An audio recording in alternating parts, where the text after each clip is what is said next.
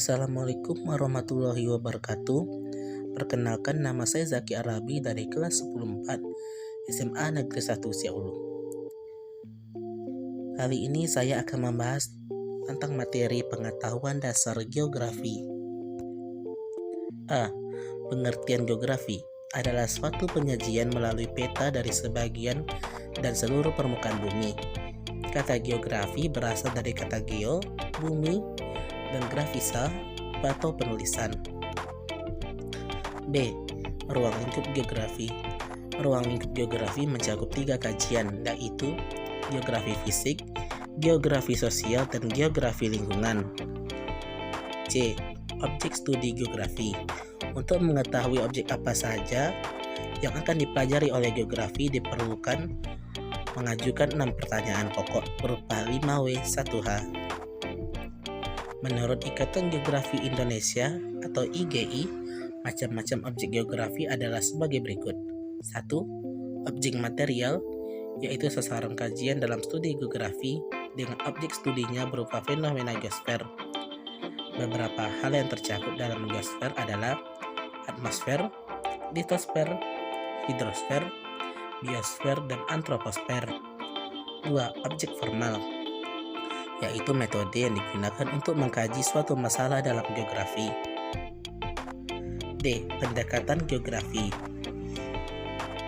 Pendekatan geografi terbagi menjadi 3. Yang pertama yaitu 1. Pendekatan ke ruangan atau spatial approach adalah metode analisis untuk mempelajari eksistensi ruang untuk mengakomodasi kegiatan manusia dalam menjelaskan fenomena geosfer. Dalam pendekatan ruangan, setidaknya ada 9 dimensi, yaitu pola, struktur, proses, interaksi, sinergisme, keruangan, perbandingan, tendensi, asosiasi, dan organisasi. Setiap dimensi memiliki spesifikasi tersendiri sehingga alangkah baiknya bila dilengkapi dengan alat bantu sehubungan dengan keterbatasan daya panca indera manusia. 2. Pendekatan ekologis atau ecological approach, yaitu pendekatan yang berkaitan dengan ilmu tentang keterkaitan antara organisme dengan lingkungannya. Memiliki 4 tema analisis utama, yaitu perilaku manusia, aktivitas manusia, kenampakan fisik alami, serta kenampakan fisik buatan yang semua tertuju pada lingkungan. 3. Pendekatan kompleks atau regional complex approach, yaitu integrasi pendekatan keruangan dengan pendekatan ekologis. Jika dilihat dari substansinya, merupakan integrasi analisis sistem wilayah dan wilayah sistem. Dalam pendekatan ini memerlukan analisis kompleks wilayah, perwilayahan, dan klasifikasi. Melalui pendekatan ini dapat membuat ramalan wilayah dan perencanaan wilayah. E. Prinsip-prinsip geografi. Prinsip-prinsip geografi digunakan untuk menjelaskan, menguraikan, pengkajian, dan analisis berbagai fenomena geografi yang terjadi setiap hari. Ada 4 prinsip, yaitu penyebaran, interrelasi, deskriptif, dan korologi. F. Gejala-gejala geografi dalam kehidupan sehari-hari, yaitu terbagi menjadi 2 kajian material. Pertama, 1. Kajian objek material geografi, meliputi gejala pada atmosfer, hidrosfer, litosfer, biosfer, dan antroposfer.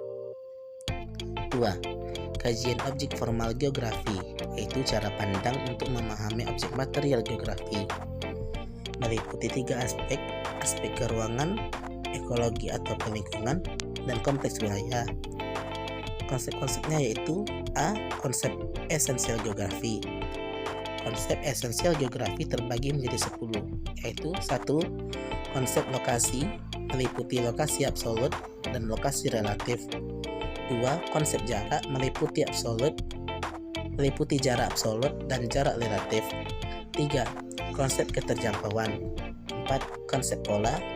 5. Konsep morfologi atau bentuk lahan. 6. Konsep aglomerasi atau pengelompokan. 7. konsep nilai kegunaan. 8. Konsep interaksi dan interdependensi. 9. Konsep diferensiasi area. 10. Konsep keterkaitan ruangan. B. Ilmu penunjang geografi. Pertama, geologi adalah ilmu tentang aspek-aspek bumi. Kedua, geomorfologi adalah ilmu tentang bentuk-bentuk muka bumi.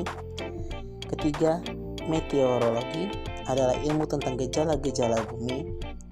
Keempat, ada hidrologi adalah ilmu tentang distribusi air di bumi. 5. Klimatologi adalah ilmu tentang iklim dan kondisi rata-rata cuaca. 6. Antropologi adalah ilmu tentang kebudayaan manusia. 7. Ekonomi adalah ilmu tentang cara masyarakat mengolah sumber daya alam yang jumlahnya terbatas. 8. Ada demografi adalah ilmu tentang dinamika kependudukan manusia.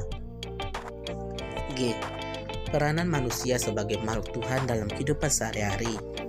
Pertama, dengan akal manusia yang terus berkembang dapat mengembangkan inovasi-inovasi baru yang bisa digunakan untuk kehidupan manusia yang lebih baik. 2. Memanfaatkan sumber daya alam sebaik-baik mungkin agar tetap lestari hingga bertahun-tahun berikutnya. Ketiga, sebagai pengendali bumi yang paling mampu mengatur hampir semua yang ada di bumi untuk kehidupannya. Sekian pembahasan saya tentang pengetahuan dasar geografi. Semoga bermanfaat bagi yang membacanya. Saya akhiri dengan Assalamualaikum warahmatullahi wabarakatuh.